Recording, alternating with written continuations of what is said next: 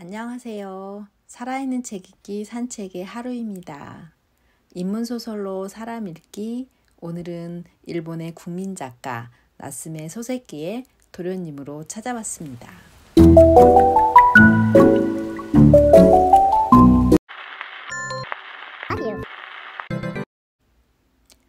저자 나스메 소세키는 일본 최초의 근대 문학가로서 근현대 일문학의 아버지로 추앙받고 있습니다. 1984년부터 2004년까지 천엔 집회 도안의 주인공이기도 했죠. 우리나라 만원권의 주인공은 세종대왕님이시죠. 그 정도로 일본 사람들에게 인기 있는 작가라고 생각하시면 됩니다. 또 20세기 초, 그러니까 지금으로부터 100년 전에 활동했던 작가지만 현대에 와서 지금의 시점으로 읽어도 세련되고 미치 넘치는 문장으로 널리 사랑받고 있습니다. 그럼 책 속으로 들어가 볼까요? 도련님은 아버지, 어머니, 형, 그리고 가정부 기요와 함께 살고 있습니다. 하지만 워낙 장난꾸러기라 가족들이 두 손 두 발을 다 들은 듯 합니다. 아버지는 그에게 어차피 제대로 되긴 틀렸어 라며 포기를 했고, 어머니 역시 너 같은 놈은 꼴도 보기 싫어 하며 형만 감싸고 돕니다. 집에서 유일하게 하녀인 기요만이 도련님은 올곧고 고운 성품을 지녔어요 하면서 도련님을 인정해 줍니다. 특이한 것은 소설 속에서 가족들은 대명사로 표시되어 있는데 하녀인 기요만이 이름이 있어요.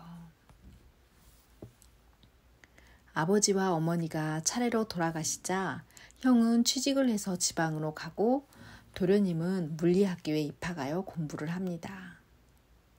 졸업 후 월급 40전을 받고 시코쿠에 있는 시골 중학교 선생님으로 떠나게 됩니다.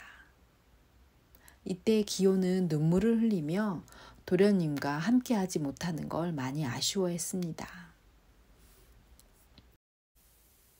시코쿠는 도쿄에서도 멀리 떨어진 깡촌이었어요. 도련님의 눈에는 모든 게 어설프게만 보였죠. 중학교에 가니 교장 선생님을 비롯한 여러 선생님들을 만나게 되는데 도련님은 특이하게 동료 선생님들에게 별명을 지어주었어요. 너구리, 빨간 셔츠, 산미치광이, 알랑쇠, 끝물호박 등등 별명들이 다 살아있는 듯하죠.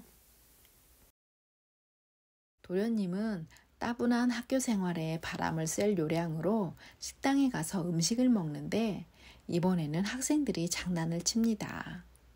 음식점에 다녀오면 다음날 칠판에 그가 먹은 음식을 써놓는 거 있죠. 덴푸라 선생님, 두 접시 7전, 빨간 수건 등등 좁은 동네다 보니 선생님의 일거수일투족이 학생들의 관심사가 되어버렸습니다.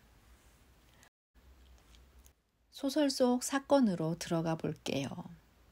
메뚜기 사건은 학생들과 도련님이 정면으로 충돌한 사건인데요. 숙지 첫날 도련님의 이불 속에 메뚜기 5-60마리를 넣어놓고 한밤중에 우당탕탕 소란을 피우는 일이 발생합니다.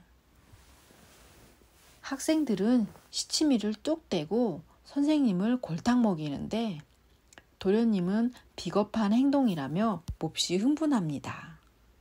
어렸을 적 장난을 많이 친 도련님 입장에서는 한 것은 한 것이고 안 한 것은 분명히 안 한 것이라는 생각을 갖고 있기 때문이지요. 선생님들과의 관계에서도 좌충우돌 복잡하기만 합니다.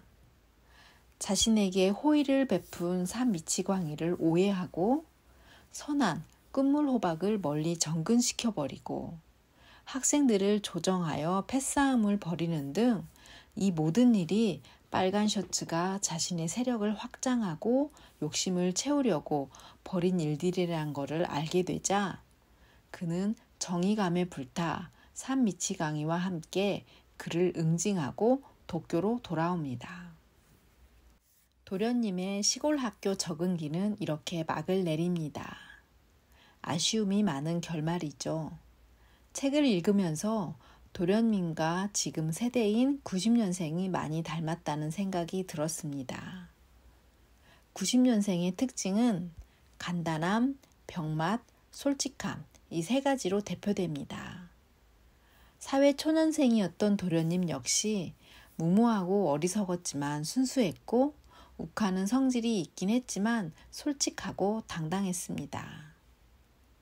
100년의 차이를 두고 세대를 말하기는 억지스러울지도 모르지만 도련님 역시 90년생처럼 정직하고 솔직해서 기성세대 이른바 꼰대들이 만든 부조리를 그대로 보고 있을 수만은 없었겠죠.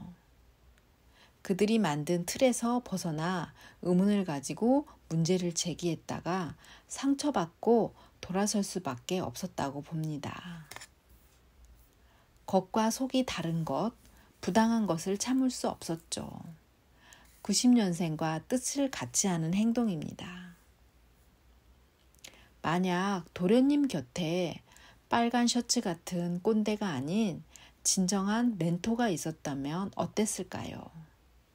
그가 학생들과 소통하도록, 동료 교사들과 소통하도록 포기하지 않고 그를 이끌어줄 멘토가 있었다면 도련님은 사표도 쓰지 않고 도망치듯 도쿄로 돌아오지 않았을 것입니다. 청년들은 불안합니다.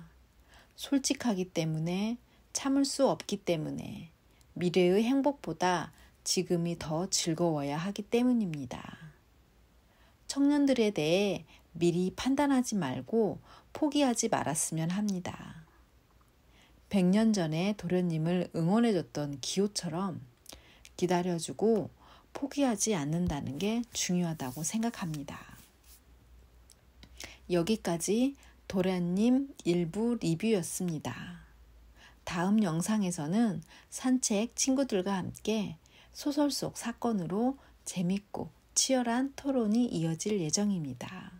다음 영상도 기대해 주세요. 감사합니다.